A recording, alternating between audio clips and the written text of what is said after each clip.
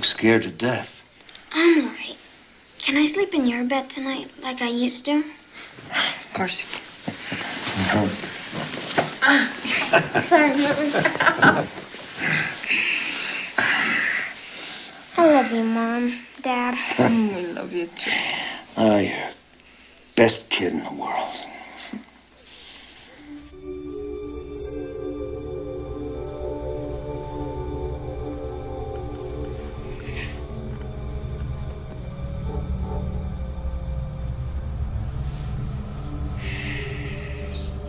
As was my custom every evening, I duly recorded the day's events in detail on papyrus scrolls, another innovation of mine.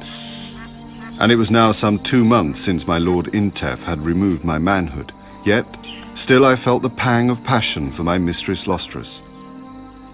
I had presented Pharaoh with no less than 120 suitable maidens, alas none that met his royal requirements. Taita, Mistress, I couldn't sleep thinking of tomorrow. you only need to have sent word and I would have come to you and sung you to sleep with your favorite lullaby. No. I want to glimpse the bow that you made for Lord Tanis. Is that it? This, my lady. Mighty archer's bow. Triple the force and range of any weapon currently in use by the army. The court is buzzing with rumors that he has returned from his campaigns in the north. I must see him. You promised.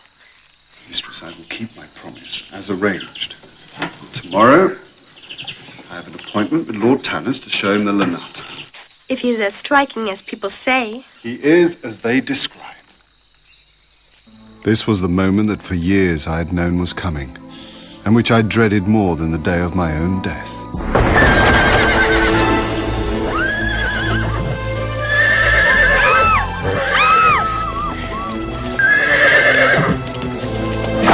What is this strange beast? I think it's called a horse. It's captured from our enemies in the far north. It's faster than an ostrich. It can outrun any man. And in wartime, it's used to pull their chariots. Whoa! Tanis, who even before he was 20, was already a commander in the Pharaoh's elite blue crocodile division. But he is so beautiful. I thought you might like him.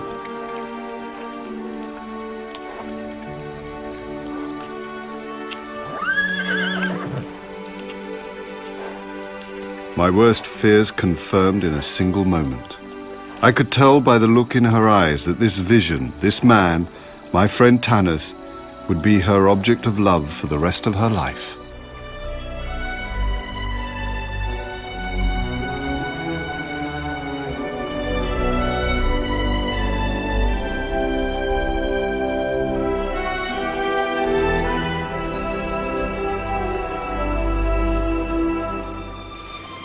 You are my sunlight. My days are dark without you. You are the Nile of my heart. The waters of your love feed my soul. I shall love you through this and all the worlds to come. No one shall come between us. Nothing shall part us. We are one. Forever.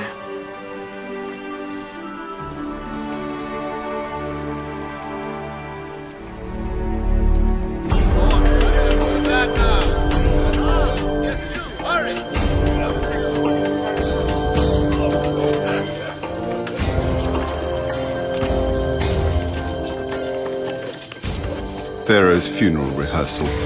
I feel compelled to mention that I had taken no part in the conception of this celebration. If I had, the result might not have been in such bad taste. Instead, it was entirely the work of the priests of Osiris, who saw fit to conceal their lack of ideas behind a dazzle of treasure. Come. Come.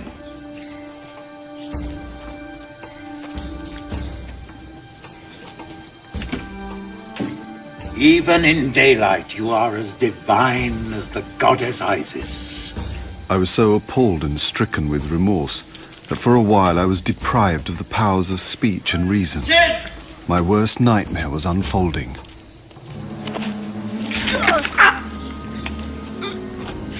How often the gateway to power and fortune is found in the most unexpected places. Unexpected, my lord. Don't play the innocent. I know just what a cunning hand you have played in all this. Pharaoh told me that you were searching for the perfect wife to bear him an heir.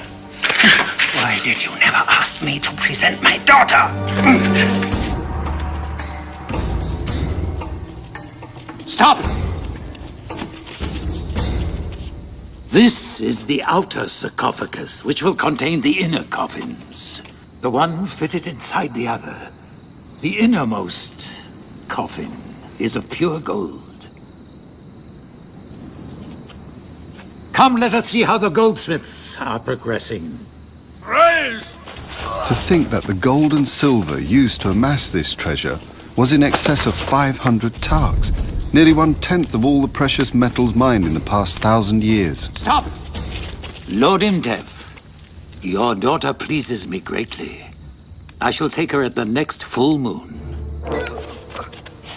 Commence the wedding preparations at once. O great Egypt, I am deeply honored to grant the services of my daughter upon your household.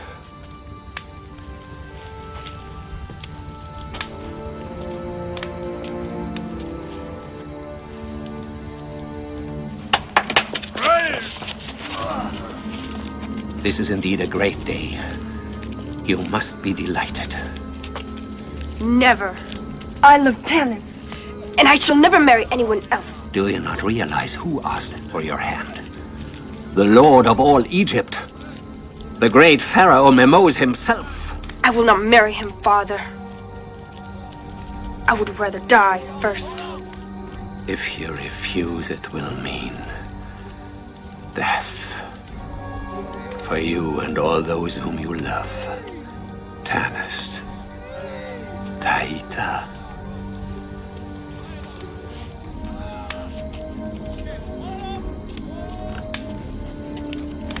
Good. Now go home at once and prepare yourself. My treasured daughter.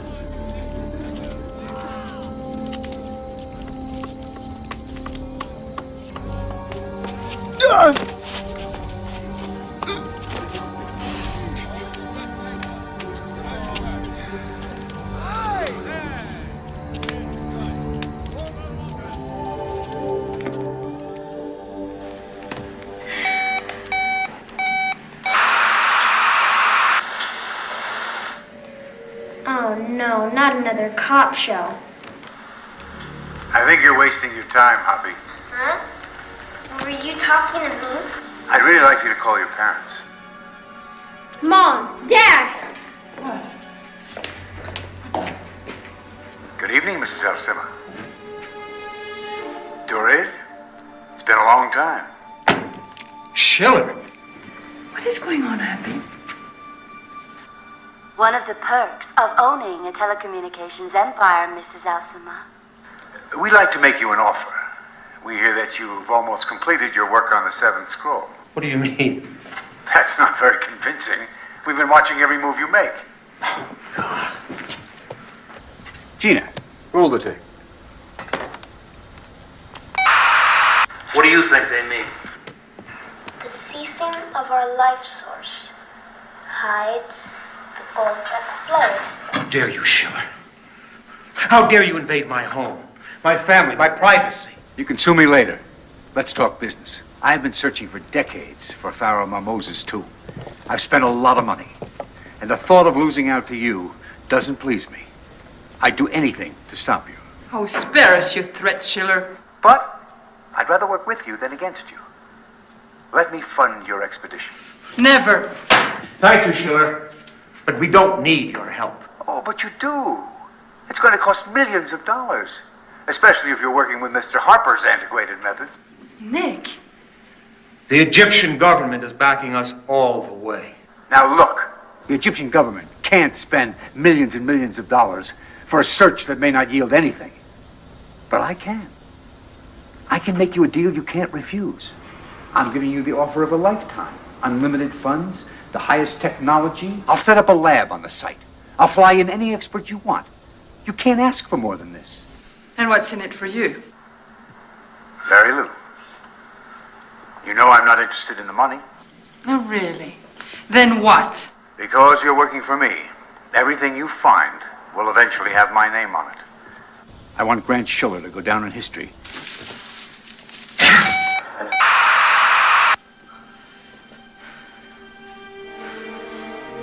He knows everything we've done.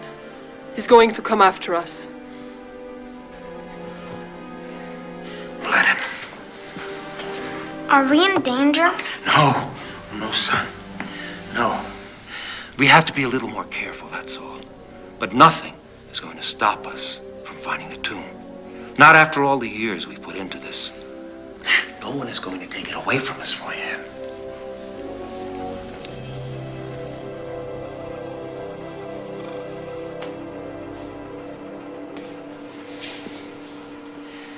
Maybe we should join forces with Schiller. Absolutely not. Gerard, how can you... Well, look at us. People are dropping off our team like flies. We've even lost Nahoot. Well, that was his own fault. He kept telling the authorities that we weren't getting anywhere. I mean, he even begged them to be transferred to another department. Maybe Schiller scared him off. Well, it doesn't scare me. Or maybe Nahoot decided to face the facts. Without this piece of the scroll, we've got nothing. This is where Taita writes about the king's tomb. Happy was telling me that if he was going to hide a tomb so that no one would find it, it'd destroy every trace and every record of it. Maybe Taita did that.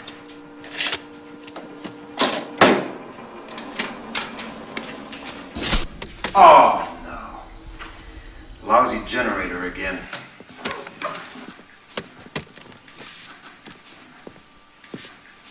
I'll be back in a moment. Okay. Be careful. I will.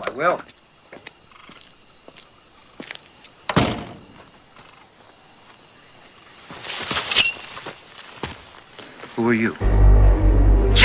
What you do?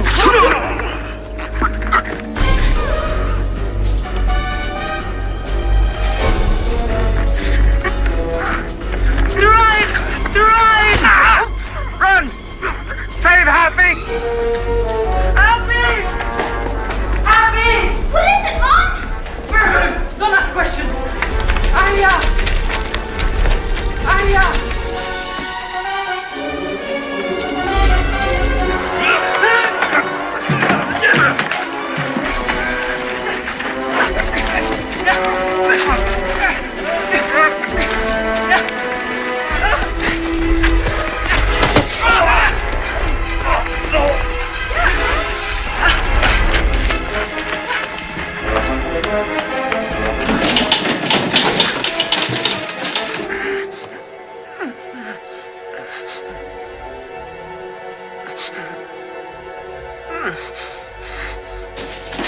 Leave it, I'll take it.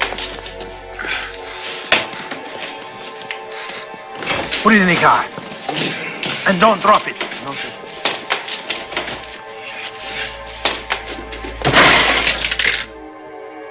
Beautiful.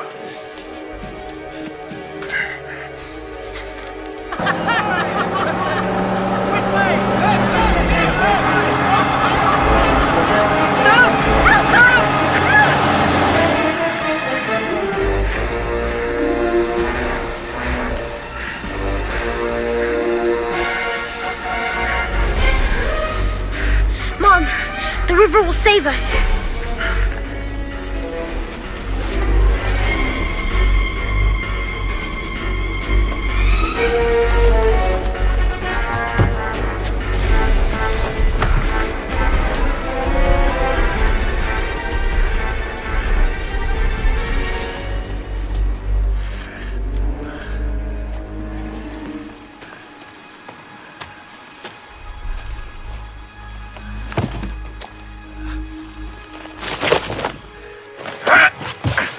You stupid child!